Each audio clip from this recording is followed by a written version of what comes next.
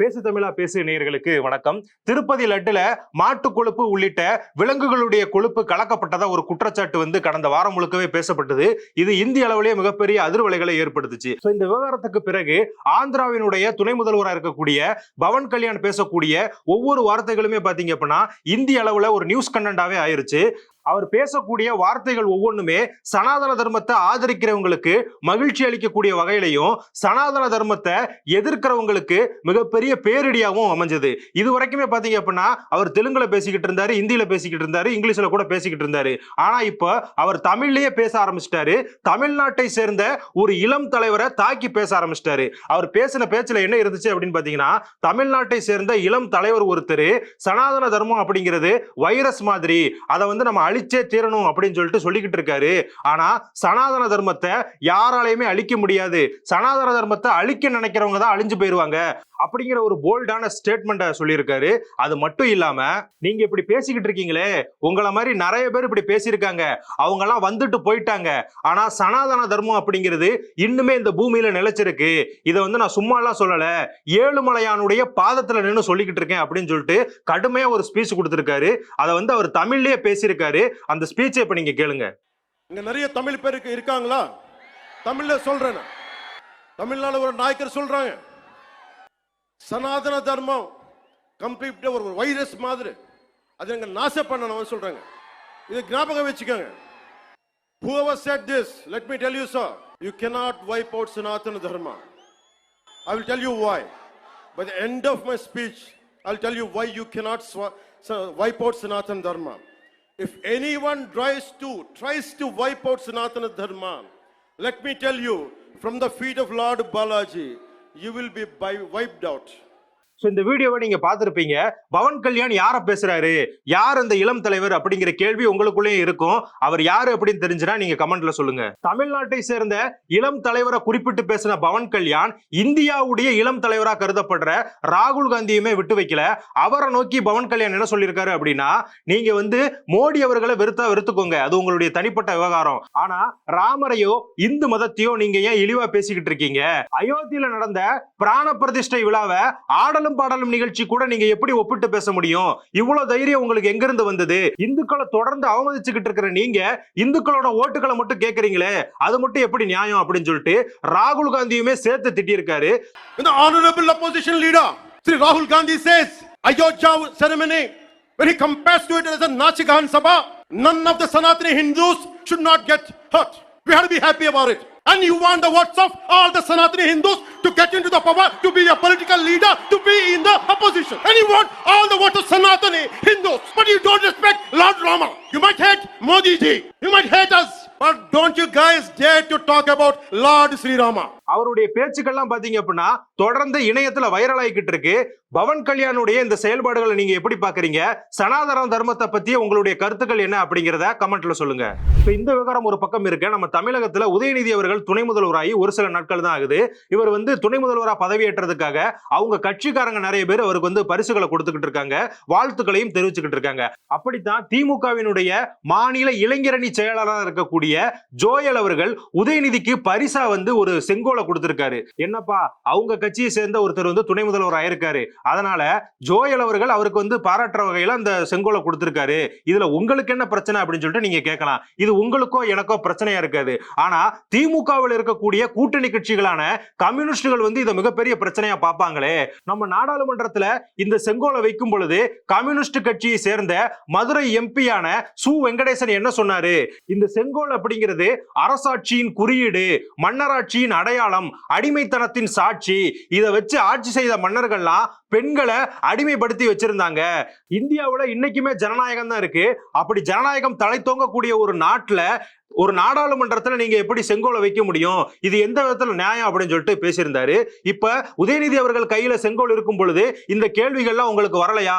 சு வெங்கடேசன் அவர்களே, நீங்க இதுக்கு என்ன பதில் சொன்ன போறீங்க அப்படின்னு சொல்லிட்டு எதிர்கட்சிகள் கேள்வி எழுப்பிக்கிட்டு இருக்காங்க. பொதுமக்களுடைய மனதில் இருக்கக்கூடிய கருத்துக்களுமே அதுதான். நம்ம தமிழ்நாட்டில் எப்படி உங்களுக்கு வந்தா ரத்தம் எங்களுக்கு வந்தா தக்காளி சட்னி அப்படிங்கிற மாதிரி நிறைய நிகழ்வுகள் நடக்குது. நடக்குதோ அதே மாதிரி ஹரியானா மாநிலத்திலேயும் ஒரு நிகழ்வு நடந்திருக்கு. அதாவது அசோக் தன்வர் அப்படிங்கிற ஒரு அரசியல்வாதி 1 மணி நேரத்துக்கு முன்னாடி பாஜகவுக்காக பாஜக மேடையில பிரச்சாரம் பண்ணிக்கிட்டு இருக்காரு. 1 மணி நேரத்துக்கு அப்புறமா பாத்தீங்க அப்படின்னா அவர் காங்கிரஸ் கட்சியில சேர்ந்துட்டாரு. இதே மாதிரி பாஜகவுக்கு நடந்திருந்தா, அதாவது வேற ஒரு கட்சியில இருந்து பாஜகவுக்கு ஒரு நிர்வாகி வந்திருந்தாருன்னா என்ன சொல்லுவாங்க? பாஜக வந்து ஆள் பிடிக்கிற அரசியல் பண்றாங்க, குதிரை பேர அரசியல் பண்றாங்க, இப்படி எல்லாம் அரசியல் பண்ணா இந்திய நாட்டோட ஜனநாயகம் எப்படி தலை தோங்கும் அப்படிங்கிற மாதிரி எல்லாம் சொல்லுவாங்க. இப்போ ஒருத்தர் பாஜகல இருந்து காங்கிரஸுக்கு போயிருக்காரு, நீங்க இந்த மாதிரியான கேள்விகள் எல்லாம் முன்வைக்க மாட்டீங்களா அப்படிங்கிற கேள்விகளும் எழுது. அது மட்டும் இல்லாம இந்த அசோக் தன்வர் அப்படிங்கிறவரு 5 வருடங்களிலேயே 3 கட்சிகளுக்கு மாறி மாறி சென்றிருக்காரு. இப்படிப்பட்ட அரசியல்வாதிகள் மேல நீங்க குற்றச்சாட்டுகளை வைக்க மாட்டீங்களே, அவர் காங்கிரஸ் கட்சிக்கு வந்துட்டாரு அப்படிங்கறனால அவர் உத்தமராயிட்டாரா, இப்பெல்லாம் உங்களுக்கு வாஷிங் மிஷின் அரசியல்லாம் தெரியலையா, இந்த மாதிரியான கேள்விகளை பொதுமக்கள் முன் வச்சிருக்காங்க. இதுக்கான பதிலுமே காங்கிரஸ் கட்சிக்கு சொல்லாம வாயை மூடிட்டு உட்கார்ந்துருக்காங்க. சோ இதையெல்லாம் தவிர்த்து இன்னைக்கு மிகப்பெரிய அளவுல பேசப்பட்டுக்கிட்டு இருக்கக்கூடிய அரசியல் நிகழ்வு என்ன அப்படின்னு பாத்தீங்கன்னா, விஜய் அவர்களுடைய கட்சியான தமிழக வெற்றி கழகம் கட்சியினுடைய முதல் மாநில மாநாட்டுக்கான பந்தக்கால் நடும் விழா. இந்த விழா பாத்தீங்க அப்படின்னா மிகப்பெரிய அளவுல பிரம்மாண்டமா நடந்திருக்கு. மாநில மாநாட்டுக்கு எவ்வளவு கூட்டத்தை எதிர்பார்க்கிறாங்களோ அதே அளவுக்கு பாத்தீங்க அப்படின்னா இந்த பந்தக்கால் நடும் விழாவுக்கே வந்து கூட்டம் கூடிருச்சு. இத்தனைக்கும் பாத்தீங்க அப்படின்னா விஜய் அவர்கள் நேரடியா கூட வரல, அவர் வந்து வீடியோ கான்பரன்ஸ் மூலமா தான் வந்து கலந்துக்கிட்டாரு. இதுமே பாத்தீங்க அப்படின்னா நிறைய சர்ச்சைகள் வைக்கப்பட்டது. என்னப்பா உங்க கட்சியில இருக்கக்கூடிய ஒரு மீட்டிங்கே நீங்க வந்து நேர்ல வர மாட்டீங்களா, வீடியோ கான்பரன்ஸ் மூலமா கலந்துக்கிறீங்களே, மாநில மாநாட்டுக்காவது நேர்ல வருவீங்களா இல்ல அதுலயுமே வீடியோ கான்பரன்ஸ் மூலமா தான் பங்கேற்பீங்களா அப்படிங்கிற கேள்விகள்லாம் அரசியல் விமர்சகர்கள் வச்சுக்கிட்டு இருந்தாங்க. அதுக்கு தமிழக வெற்றி கழகம் கட்சியை சேர்ந்த நிர்வாகிகள் என்ன சொல்றாங்க அப்படின்னு பாத்தீங்க அப்படின்னா, எங்க தலைவரோட என்ட்ரி வந்து முதல் மாநில மாநாட்டுல பிரம்மாண்டமா இருக்கணும், இது வந்து ஒரு மாநில மாநாட்டுக்கான ஒரு ட்ரெய்லர் மாதிரி தானே, ட்ரெய்லர்ல வந்து அவரை இறக்கிட்டோம் அப்படின்னா மாநில மாநாடு அப்படிங்கிறது சுவாரஸ்யம் இல்லாம போயிடும் அப்படிங்கிற காரணத்தினாலதான் இதுல அவர் வந்து காணொலி காட்சி மூலமா வந்திருக்காரு. மாநில மாநாட்டுகளை மட்டும் பாருங்க, எங்க தலைவர் எப்படி என்ட்ரி கொடுக்க போறாரு அப்படின்னு சொல்லிட்டு தமிழக வெற்றி கழகத்தை சேர்ந்த நிர்வாகிகள் சொல்லிக்கிட்டு இருக்காங்க. அதே மாதிரி இந்த பூமி பூஜை மற்றும் அடிக்கல் நாட்டு விழா மூலமா இன்னொரு கருத்தையுமே தமிழக மக்களுக்கு விஜய் அவர்களுடைய கட்சியான தமிழக வெற்றி கழகம் உணர்த்த இருக்காங்க. சோ இந்த பூமி பூஜை நிகழ்வுல பாத்தீங்க அப்படின்னா இந்து முறைப்படி புஷி ஆனந்த் அவர்களுக்கு மாலையெல்லாம் போட்டு பூஜை எல்லாம் பண்ணிருக்காங்க. சோ விஜய் நோக்கி வைக்கப்பட்ட முக்கிய குற்றச்சாட்டு என்ன, விஜய் வந்து இந்துக்களுடைய பண்டிகையான விநாயகர் சதுர்த்திக்கு வந்து வாழ்த்து தெரிவிக்கல, அதனால அவர் இந்து மக்களுக்கு எதிரான அரசியலை முன்னெடுத்து செல்றாரு, திமுக எதை ஃபாலோ பண்றாங்களோ அதே தான் இவரும் ஃபாலோ பண்றாரு அப்படிங்கிற குற்றச்சாட்டை வச்சாங்க. ஆனா அப்படி கிடையாது, நான் வந்து இந்து கல்ச்சரையுமே மதிக்கிறேன் அப்படிங்கறத இந்த உலகுக்கு எடுத்து கூறுற விதமா தான் விஜய் அவர்கள் இந்த பூமி பூஜை நிகழ்ச்சியை ஏற்பாடு பண்ணதாகவும் இந்த பந்தக்கால் நடும் விழாவையும் ஏற்பாடு பண்ணதாகவும் சொல்றாங்க. இது மட்டும் இல்லாம விஜய் அவர்கள் இந்த விழாவில் பங்கேற்றதுக்கு அப்புறமா தன்னுடைய எக்ஸ் பக்கத்துல வந்து ஒரு போஸ்ட் போட்டிருக்காரு. அதுல அவர் என்ன சொல்லியிருக்காருன்னு பாத்தீங்கன்னா, அவருடைய தொண்டர்களை தோழர்களேன்னு குறிப்பிட்டிருக்காரு. மேலும் நமது ஒற்றுமையை நமது வலிமை என்பதை நாட்டுக்கு உணர்த்தும் வகையில் மாநாட்டு பணிகள் தொடர வேண்டும் என்று அறிவுறுத்தியிருக்காரு. அது மட்டும் இல்லாம மாநாட்டு பணிகளுக்கான குழுக்களின் பொறுப்பாளர்கள் விரைவில் அறிவிக்கப்பட இருக்காங்க, வி சாலை எனும் வெற்றி சாலையில் விரைவில் சந்திப்போம் அப்படின்னு சொல்லிட்டு சொல்லியிருக்காரு.